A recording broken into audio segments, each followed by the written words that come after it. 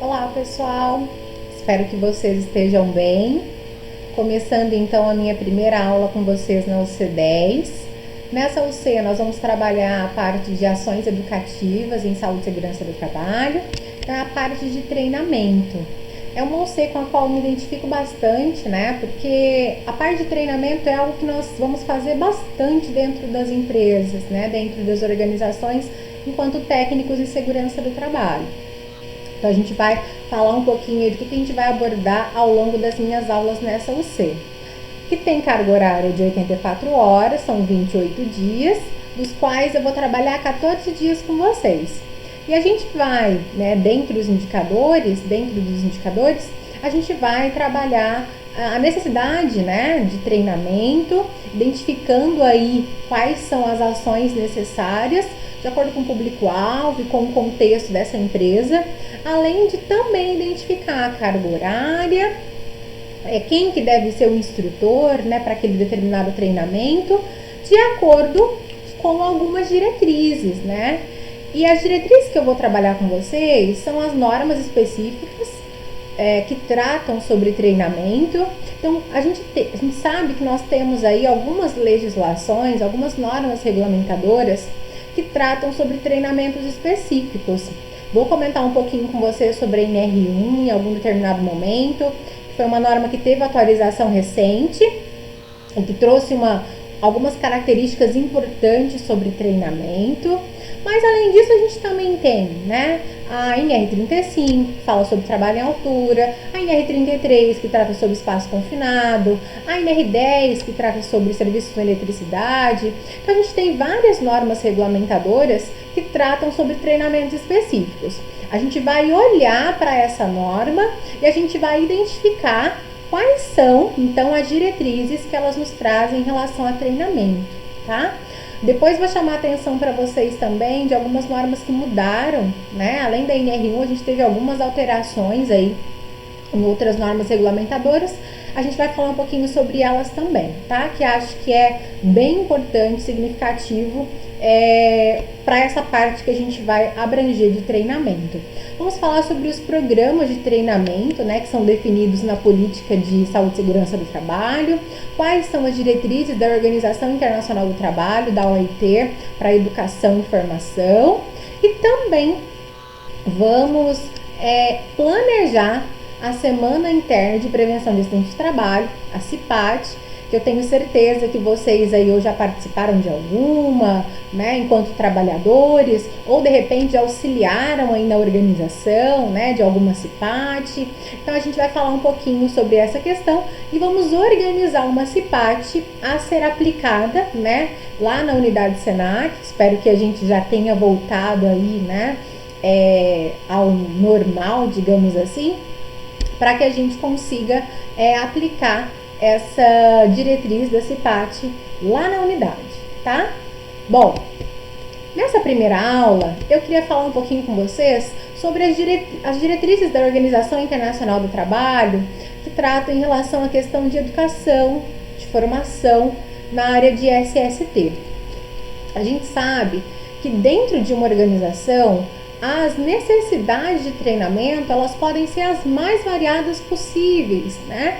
Porque isso vai depender do tipo de empresa, dos riscos que essa empresa tem, de qual contexto que essa organização está inserida. E quando a gente fala de treinamento de saúde e segurança do trabalho, ele é muito importante desde quando o funcionário vai entrar na empresa, né, que é aquele treinamento de integração, que eu já sei que vocês já viram aí uma abordagem sobre ele, até quando há uma mudança na empresa e é preciso informar para aquele trabalhador quais são as novas diretrizes que a empresa vai adotar em relação, por exemplo, a algum procedimento que mudou, em relação a uma nova máquina que foi inserida no processo. Também é importante o treinamento desse trabalhador para que ele saiba quais são as diretrizes que serão aplicadas a partir daquele momento. Então, o treinamento pode ser aplicado em várias situações. Só para a gente relembrar um pouquinho o que é a OIT. Eu sei que vocês já viram isso lá na UC1, mas eu vou resgatar um pouquinho desse conhecimento para a gente fazer essa introdução sobre essas diretrizes. Então, a Organização Internacional do Trabalho foi fundada lá em 1919 e é uma agência que está vinculada à Organização das Nações Unidas, a ONU. O principal objetivo, né, da OIT é promover um ambiente de trabalho para todos os trabalhadores saudável e seguro, né? Eles têm como visão promover oportunidades, né, para homens e mulheres, para que eles possam ter acesso a um trabalho decente, produtivo, em condições de liberdade, equidade, segurança e dignidade. Atualmente, a OIT possui 187 Estados-membros, 187 países e, dentre eles, o Brasil. O Brasil já ratificou 82 convenções da OIT. O que significa isso, né? A OIT tem lá uma série de convenções e para que um país possa tornar essa convenção uma diretriz, ela precisa ratificar essa convenção, trazendo ela para dentro do ordenamento jurídico desse país. E foi o que o Brasil fez, né? A Convenção 155 da OIT, ela trata sobre segurança e saúde dos trabalhadores e meio ambiente. E essa convenção, ela foi aprovada pelo Congresso Nacional em maio de 1992 e foi incorporada, né, ao ordenamento jurídico brasileiro através de um decreto, que é o Decreto 1254, de 29 de setembro de 1994. E ele estabelece o dever de cada país signatário, né, ou seja, que incorpora essa convenção dentro do seu ordenamento jurídico, de implementar e de rever periodicamente uma política de âmbito nacional de saúde e segurança do trabalho, com o objetivo de prevenir os acidentes e as doenças relacionadas ao trabalho por meio da redução dos riscos à saúde, né, dos trabalhadores que possam existir aí no ambiente de trabalho. Uma questão que é importante é que dentro do decreto, né, do decreto 1254, existem várias diretrizes, mas as que eu gostaria de destacar com vocês aqui nesse momento são as que tratam sobre treinamento, né, que é o nosso assunto em tela aqui. O artigo 5 desse decreto, ele vai tratar que a política, ela deverá levar em consideração as grandes esferas de ação que seguem na medida em que possam afetar a saúde e a segurança dos trabalhadores e o meio ambiente de trabalho. Lá na linha C, ele deixa bem explícito, né? Treinamento, incluindo o treinamento complementar necessário, as qualificações e motivação que intervenham de uma ou de outra maneira para que sejam atingidos os níveis adequados de segurança e higiene. Outro artigo que eu chamo a atenção de vocês é o artigo 19, onde ele diz que deverão ser adotadas disposições em nível de empresa, em virtude das quais, lá na linha D, ele destaca: os trabalhadores e seus representantes na empresa recebam treinamento apropriado no âmbito da saúde, da segurança, né, e da higiene do trabalho. Então essa é uma questão importante, né? Até então, esse momento, né, do decreto, ele está falando de uma política de âmbito nacional. Porém, a gente também precisa observar isso dentro do contexto de cada empresa. Como a gente viu, é único, né? Uma vez que cada empresa tem seus riscos, tem as suas peculiaridades, e elas devem ser levadas em consideração quando a gente vai estabelecer essa política. É muito comum, inclusive é uma diretriz normativa, que as empresas, né, que buscam, por exemplo, uma certificação em saúde e segurança do trabalho, antigamente era a OSAS, né, 18001, desde 2018 a gente tem a nova norma, a ISO 45001, que trata sobre diretrizes, né, de saúde e segurança do trabalho, a certificação. É muito comum a gente ver que uma empresa que busca uma certificação ou que já tem implementada a ISO 45001, por exemplo, ela estabeleça uma política de saúde e segurança do trabalho. Ou se ela tem mais de um sistema de gestão implementado, por exemplo, essa empresa certificada pela ISO 9001, que trata sobre qualidade, é certificada a ISO 14001, que trata sobre o meio ambiente, e também é certificada pela ISO 45001, que trata sobre saúde e segurança do trabalho. É comum que essas empresas estabeleçam, então, uma política. Se ela tiver mais de um sistema de gestão, essa política vai ser do sistema de gestão integrado, política de SGI, mas se de repente, né, ela tem lá apenas o sistema de gestão de saúde e segurança do trabalho implementado, vai ter lá uma política específica. E o que é a política, né, pessoal? São as intenções e as orientações que uma empresa formalmente vai deixar expressa ali pela sua alta administração. A política de saúde e segurança do trabalho é a política para evitar lesões e doenças relacionadas ao trabalho dos trabalhadores e para fornecer locais de trabalho seguros e saudáveis.